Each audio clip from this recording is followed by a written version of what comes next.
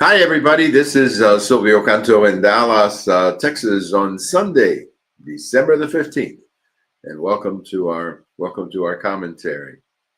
Well, I have a post over at the American Thinker today. I would certainly recommend that you check it out. I think it's also going to be run tonight over at Babalu, the Babalu blog, the Cuban American blog, and it's about Glenn Miller because it was on this day in 1944, or 70 years ago today, that Glenn Miller's airplane disappeared.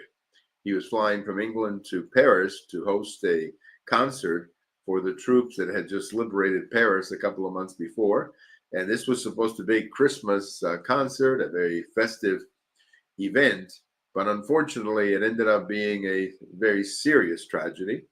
And the plane was never found, the body was never found. And even to this day, the whole incident, he's still missing in action. They have never really resolved whatever happened to him. There's all kinds of theories as to what happened to the plane, but nothing has been confirmed.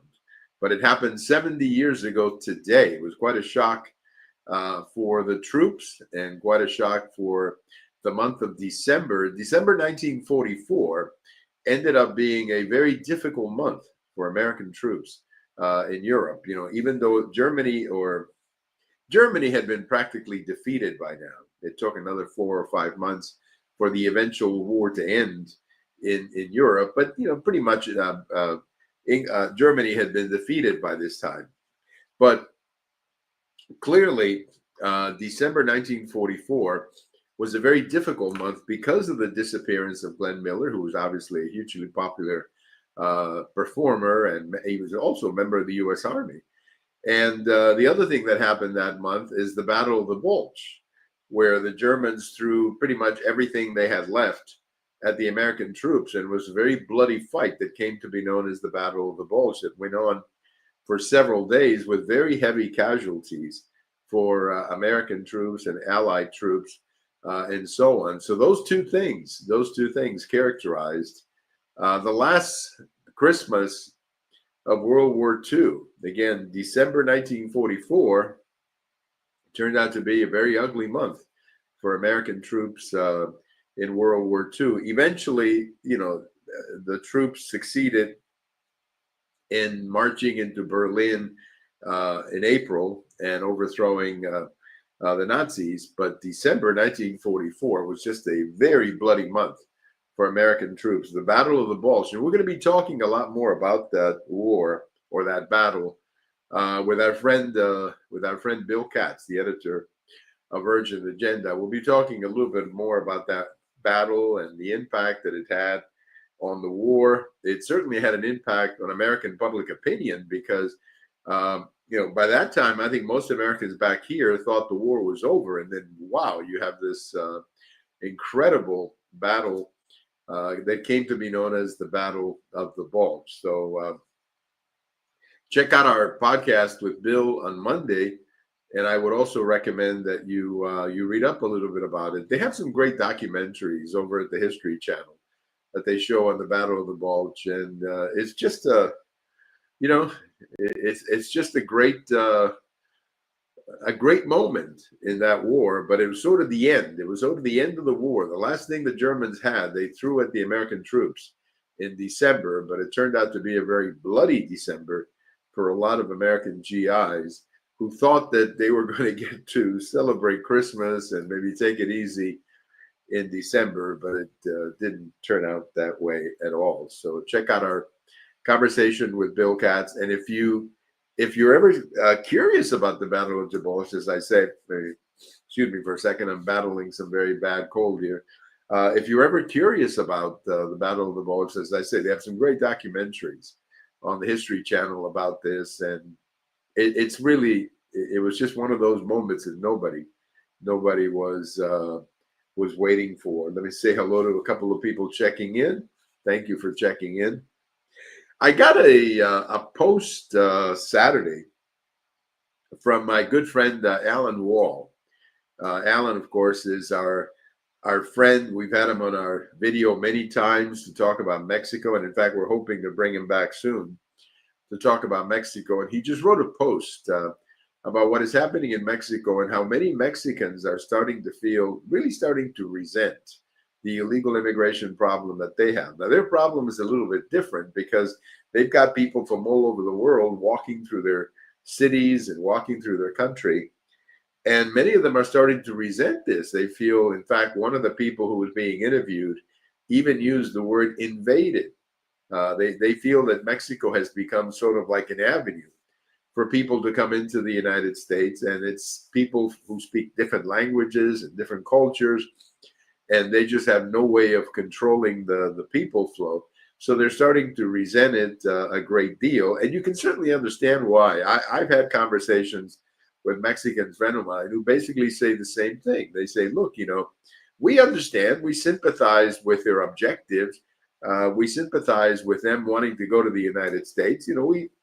We understand that. We know that they want a better life, and all of that is fine. But why do they have to go through Mexico? Why do they have to go through our cities?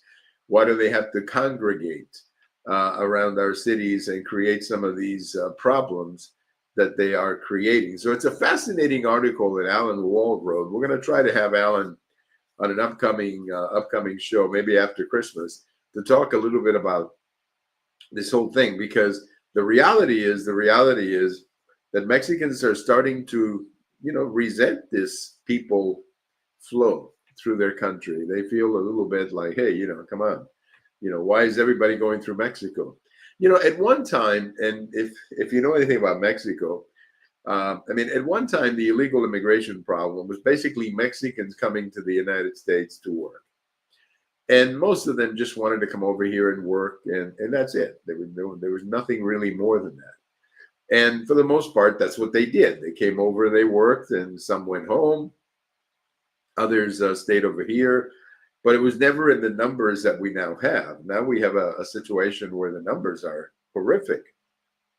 And also they're coming from a lot of different countries, as the article points out. There's people speaking languages that they're not speaking Spanish to be sure. They're speaking all kinds of languages and so on. So it's a fascinating article, and I have a link to the article on Monday's post. I'm going to post about this on Monday. Check out my post on Monday morning about this article. And I think you'll get a sense how people are reacting to this south of the border. And what's interesting to me is that when you read this article, and the article was written over at USA Today by a reporter named Lauren Villagrel, I think is her last name, Villagrel. I think that's the spelling. Don't hold me to that, but I think that's the spelling. And she wrote this post, and of course, Alan Wall featured the whole thing on his own website. And again, I think it's a reaction.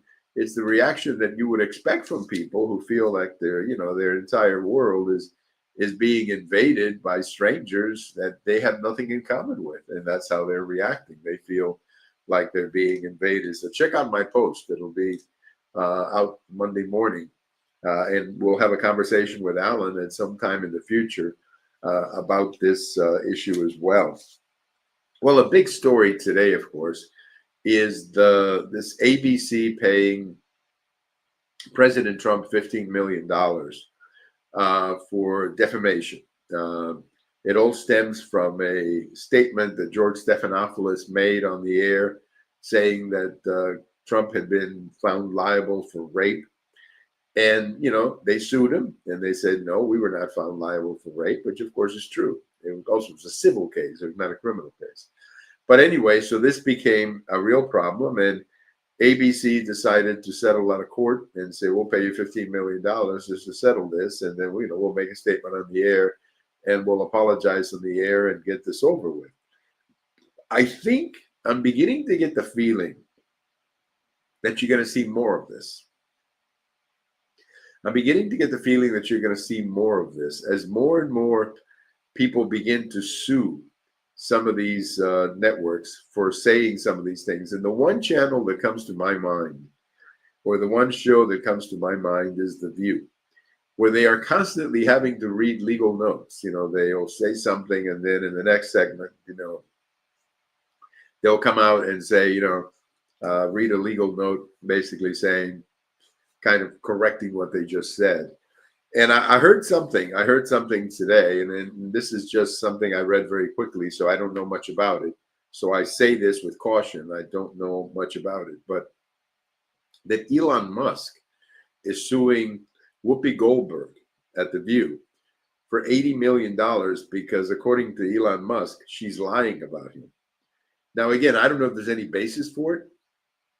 I don't know if there's anything more than just something I read, but that's the kind of thing, if you're ABC News or any network, that's the kind of thing you're going to have to start taking into consideration. For such a long time, it was like a free shooting, it was like a shooting range against Donald Trump or conservatives. And you could say anything you wanted to without consequences, but that's changing now. And I think this first fight with George Stephanopoulos is probably the first of many.